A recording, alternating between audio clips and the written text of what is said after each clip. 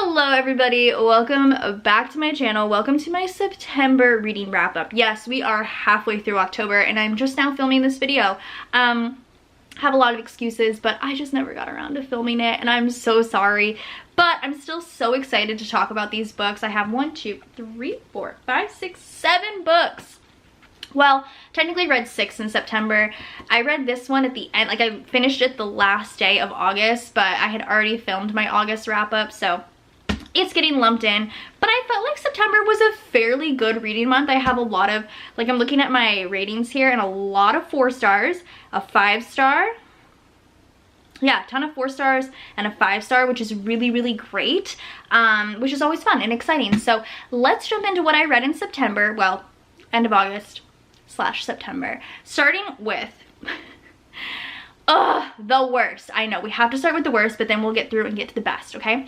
So I read Priest by Sierra Simone. Now, when I purchased this book at Barnes & Noble, I 100% kind of, well, 97% knew what I was getting into. They had the like spicy book section, and this one was next to like the super spicy 5-spice section. And I was like, you know what? I've heard a couple people talking about this book. Let's give it a try.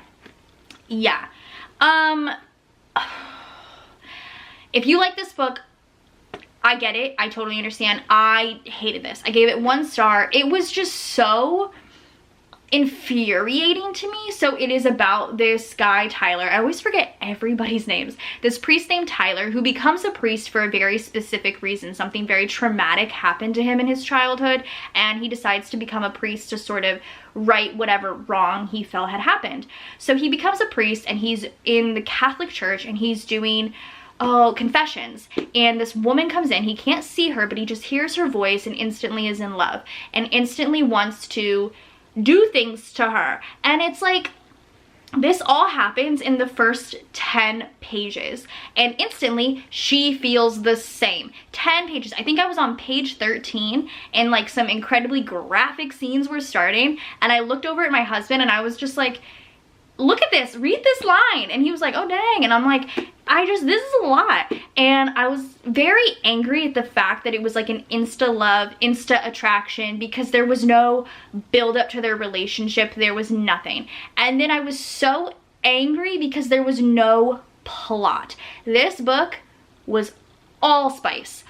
All spice. And I can handle spice. Like, I can handle spice in books. Like, it's fine. I don't have to not read it. I don't have to glaze over it. I can just get through it and it's fine. This was a lot. I really, like, I wanted to DNF it even like 10 pages in. After the first like couple chapters, we won't say 10 pages in. After the first couple of chapters, I wanted to DNF this because this was not my vibe. I wasn't into it. But I pursued, I pushed through it because that's the type of person I am. And I'm so angry that I pushed through it because I could have read something great.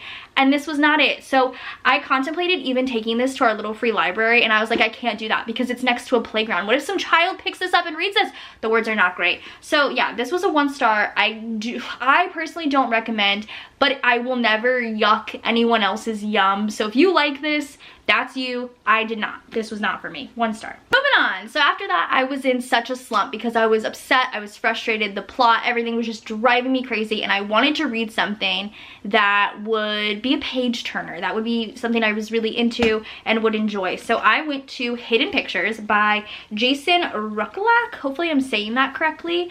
And this is a thriller / horror, and this I gave 4 stars. This was such a good book for me, and I'm so happy I picked this book up after Priest because I was so frustrated with Priest that I think I was more enamored with this because of that. So this is about Mallory, who takes a job for this very like affluent couple who live in a very nice suburban neighborhood as a nanny for their son, and they basically hire her because she's referenced or referred to them, but she has a very troubling past, and she's trying to kind of get over that, and being in this suburban neighborhood taking care of this sweet little kid really gives her some sort of like hope in that she can kind of better herself. But then things start happening, and what I will say about this book is it does have pictures in it that the kid draws. So the kid draws pictures, but they slowly get like creepier and creepier. And also he's like 5 years old, and they are so like, they start off as normal 5-year-old drawings, but then they slowly just get very like good, very good. Now, and I want to show you something because this happened roughly 20 pages into the book. So like she's looking, yeah, this isn't even 20, this is 18 pages into the book. She's like looking at pictures that this kid's drawing, okay? You're just like, oh, cute little kid drawings. Oh, is that, I don't know what that is, maybe a cow, who knows? You just keep going, you're like, oh, sunshine, and him riding a little rabbit, that is so cute. And then you see this and you're like, what the fuck? What is that? Because what, oh my God. And that's basically what the whole book is about. Very scary. I will say, I would say this, ooh, I didn't realize it's quoted by Stephen King and Grady Hendrix, which is like very exciting.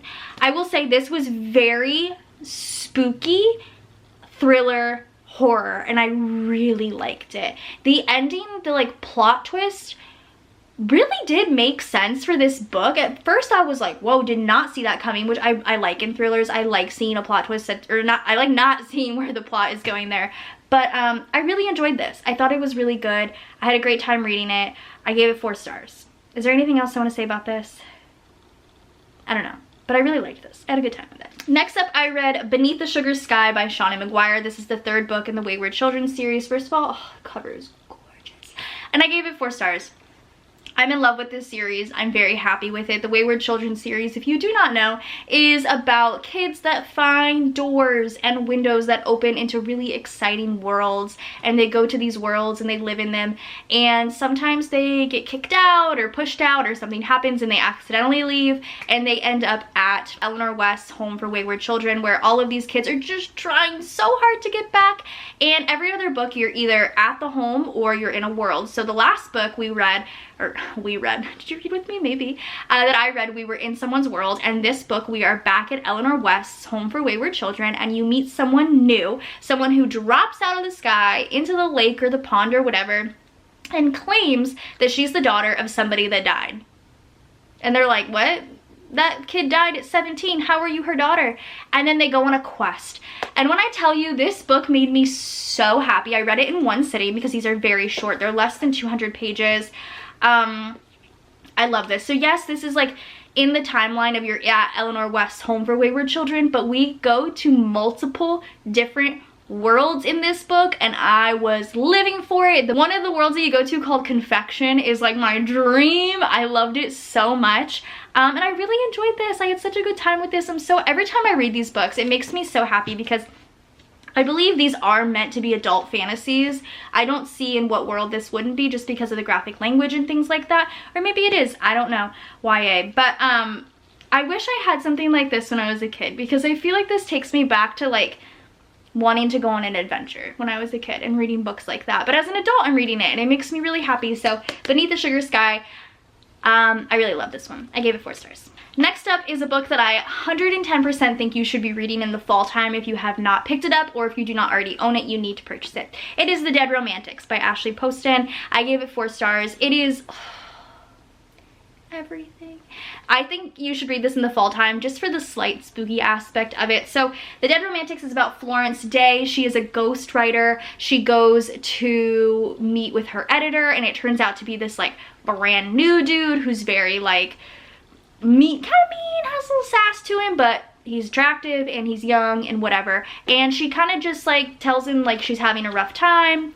He doesn't like that, whatever.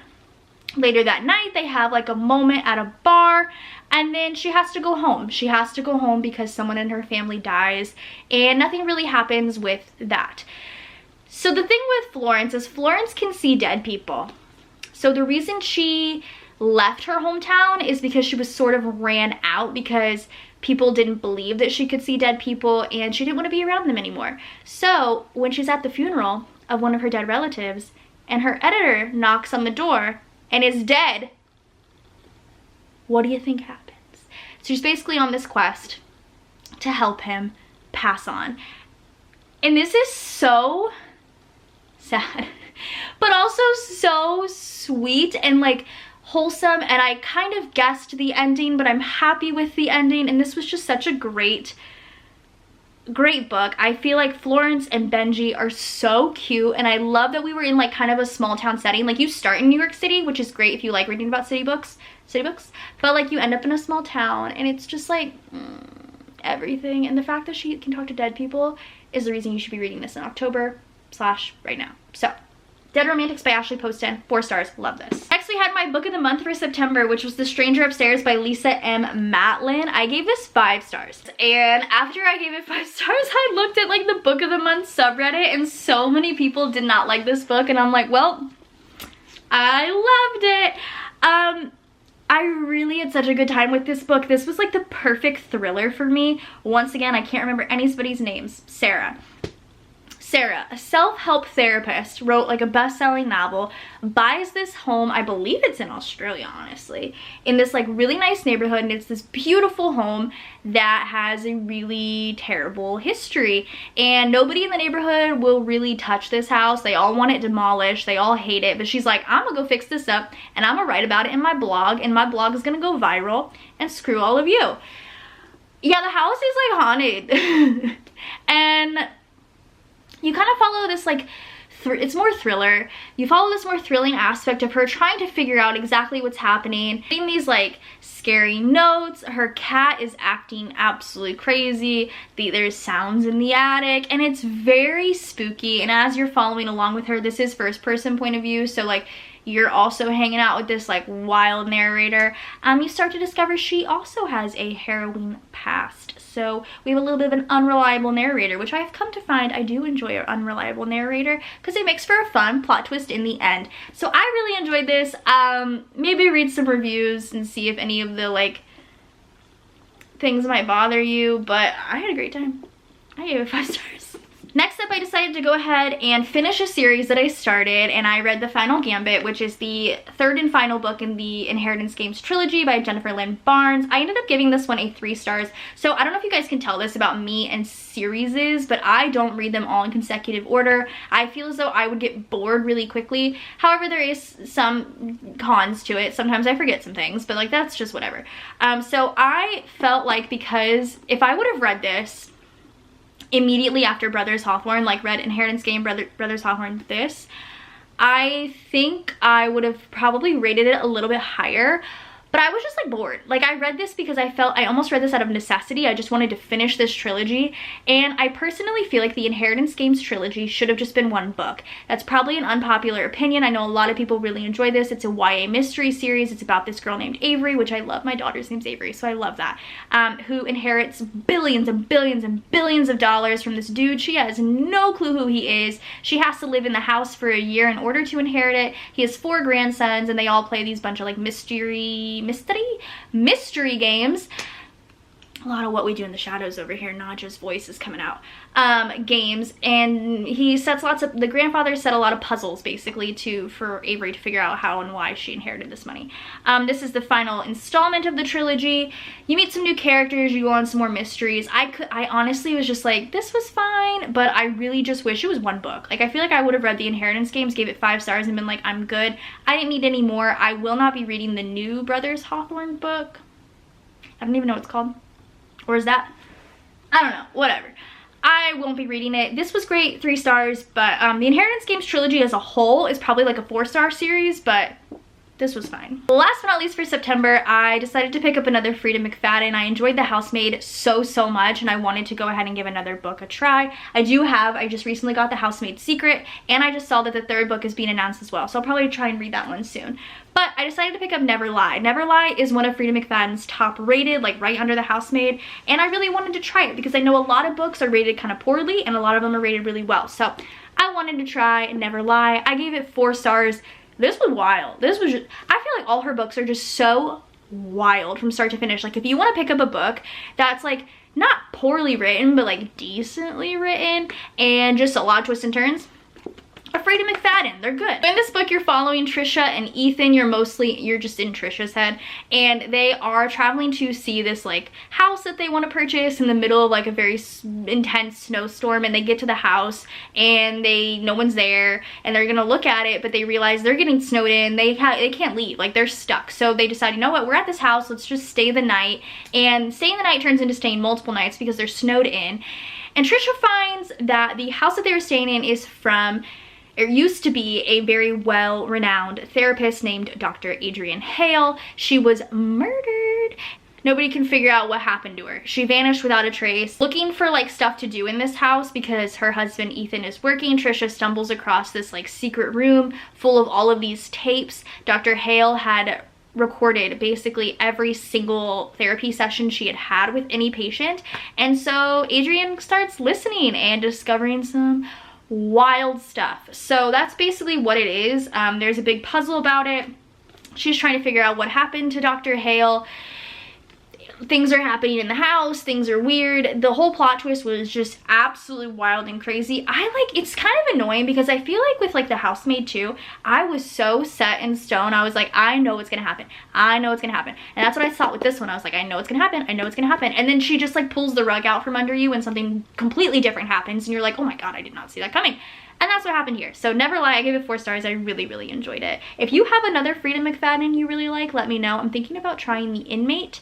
And is it Ward D? I'm thinking that one as well. So those are all the books that I read in September. And I feel like it was a really good reading month for me and I really enjoyed all of them. I can't wait to do my October wrap up. Obviously we are halfway through October now, but I have read some amazing books and I cannot wait to talk to you about them. So I hope you guys enjoyed this video. Go ahead and subscribe to my channel if you're not already and I'll see you guys in my next one. Bye guys.